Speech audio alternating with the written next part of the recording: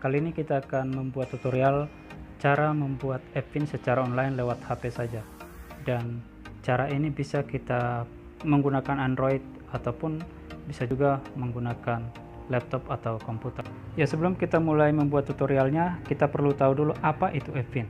E-pin adalah nomor identitas yang diterbitkan oleh Ditjen Pajak kepada wajib pajak yang melakukan transaksi elektronik perpajakan seperti lapor SPT melalui e-filing dan pembuatan kode billing pembayaran pajak. Dan e-pin itu berlaku seumur hidup dan dapat digunakan oleh wajib pajak untuk registrasi di situs aplikasi DJP online. Jadi ketika kita mau masuk aplikasi DJP online, kita membutuhkan e-pin.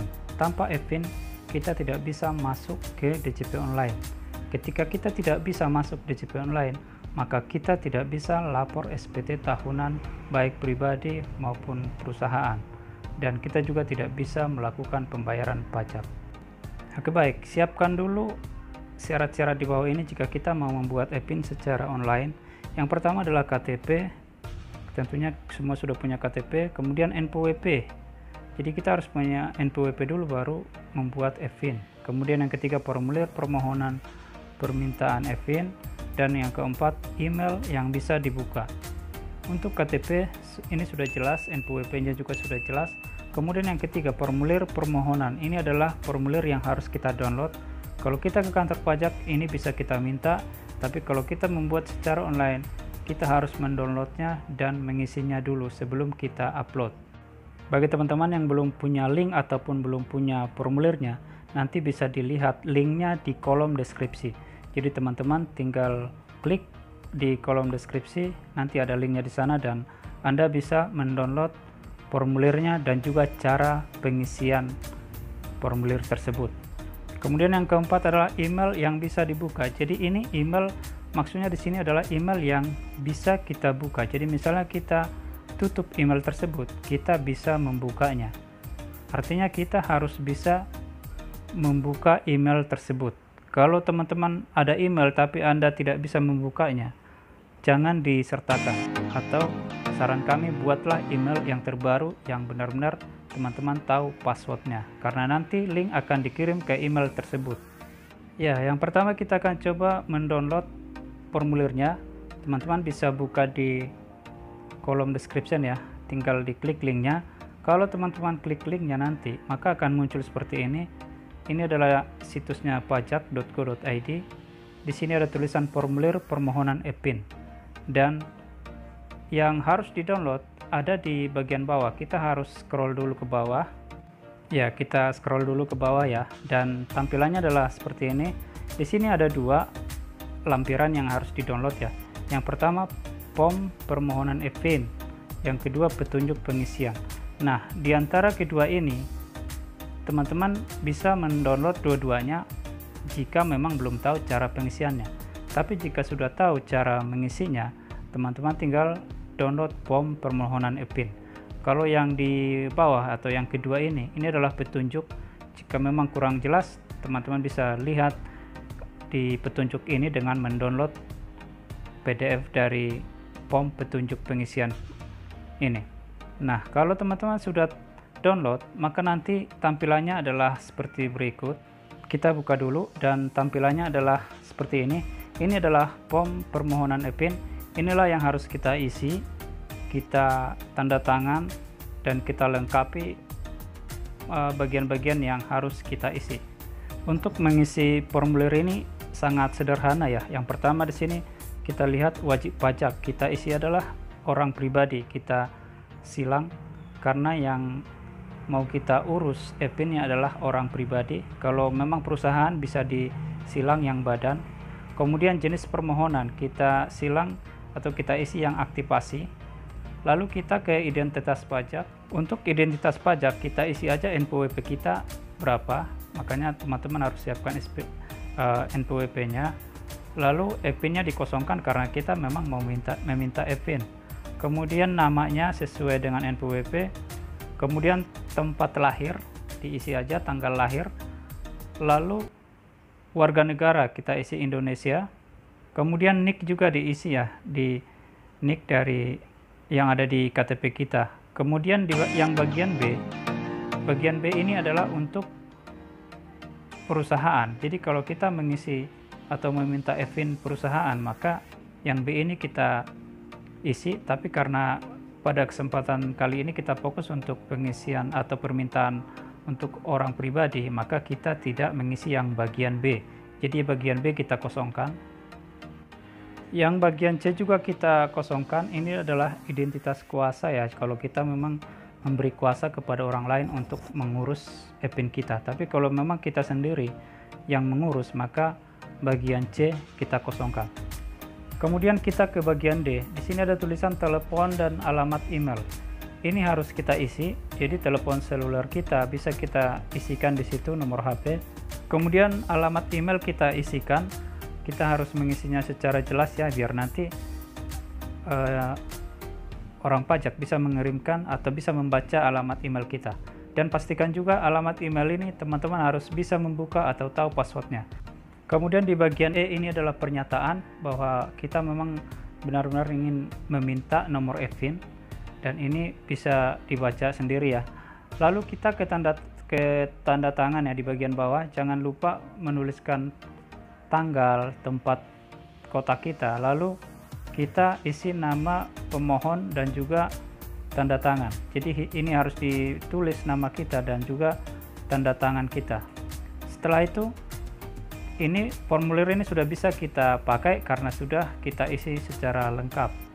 Dan setelah selesai diisi, maka formulir ini bisa kita scan ataupun kita foto, karena nanti akan kita upload saat kita mengirim email ke kantor pajak. Ya, selanjutnya adalah kita akan coba membuat atau membuat swafoto ya. Jadi kita harus memegang NPWP dan juga memegang KTP kita. Jadi nanti kita pegang KTP atau kita pegang dan juga pegang NPWP seperti gambar ini, kemudian dipoto dan pastikan nomor NPWP dan juga nomor atau NIK KTP itu bisa terlihat. Maksudnya kalau misalnya pun kita kirim foto tersebut ke DJP, ke pajak, maka ketika orang pajak membuka foto tersebut, pastikan bahwa foto itu bisa di zoom. Misalnya kalau di zoom kelihatan nomor dan nama kita. Jadi bukan pas di foto kelihatan jelas ya, bukan. Tapi kalau misalnya foto tersebut setelah diterima pajak kemudian di zoom atau diperbesar, maka nomornya itu harus terlihat dan nama kita harus terlihat, dan semua identitas yang ada di KTP dan juga NPWP itu benar-benar terlihat, sehingga nanti orang pajak akan bisa memastikan bahwa identitas itu benar-benar dari Anda. Nah, langkah selanjutnya adalah setelah kita selesai mengisi formulir permohonan dan juga setelah kita foto dan NPWP dan KTP sudah swafoto kita tadi ya, dan setelah itu selesai atau sudah lengkap, maka kita akan mengirimkannya ke kantor pajak lewat email dari kantor pajak tersebut. Cuman yang jadi pertanyaan, dari mana kita tahu cara untuk mengetahui alamat email kantor pajak? Caranya adalah sangat gampang. Jadi misalnya contohnya seperti ini adalah NPWP. Ini adalah NPWP seseorang, Tuan A. Maka untuk mengetahui alamat email dari kantor pajaknya Tuan A ini adalah sebagai berikut. Caranya hanya kita harus melihat kode KPP-nya. Dalam contoh ini adalah kode KPP-nya adalah 323. Maka alamat dari kantor pajak Tuan A tersebut adalah kpp.323@pajak.go.id. Jadi kita tinggal menambahkan kode KPP-nya dan alamatnya adalah seperti itu. Jadi kalau teman-teman mau melihat atau mengetahui alamat emailnya, teman-teman tinggal membuka NPWP, pastikan di sana kode KPP-nya berapa, dan kode KPP-nya itu adalah 3 angka di depan 0. Di depan 000 kan di paling belakang ada 000. Nah, untuk menentukan atau mengetahui alamat emailnya, kita tinggal tuliskan kpp. Kode KPP-nya berapa, misalnya Tuan A tadi 323, terus @pajak.go.id, itulah alamatnya. Dan kita sekarang akan coba kirimkan ke alamat email tersebut. Nah, ini saya sudah membuka email dan saya akan mengirimkan formulir yang telah saya isi dan juga swafoto tadi ke alamat email kpp.323@pajak.go.id. Dan saya harus menuliskan subjeknya, yaitu permohonan aktivasi EPIN orang pribadi. Nah, kemudian untuk isi dari email itu kita tuliskan saja seperti yang kami tuliskan, tapi ini tidak baku ya, tapi orang pajak harus tahu apa yang mau kita minta, dan tentunya kita harus menuliskan juga identitas kita di sana, misalnya nama kita, NPWP, alamat. Dan ini yang saya buat ini tidak baku, bisa dibuat apa saja, tapi yang pasti sopan dan tidak membingungkan orang pajak. Dan jangan lupa di bawah dituliskan nama kita siapa. Setelah itu kita harus mengupload persyaratan yang diwajibkan seperti formulir yang telah kita isi dan juga swafoto yang tadi kita telah siapkan. Ya, di sini kita lihat sudah saya upload ya. Yang paling atas adalah form permohonan EPIN dan juga yang bawah swafoto. Ini adalah persyaratan yang harus kita isi. Setelah semua lengkap, maka kita langsung kirimkan email tersebut ke kantor pajak. Ya, setelah kita kirimkan dalam waktu kurang lebih 24 jam, permohonan kita akan diproses dan nanti akan dikirimkan EPIN ke email yang telah terdaftar tadi.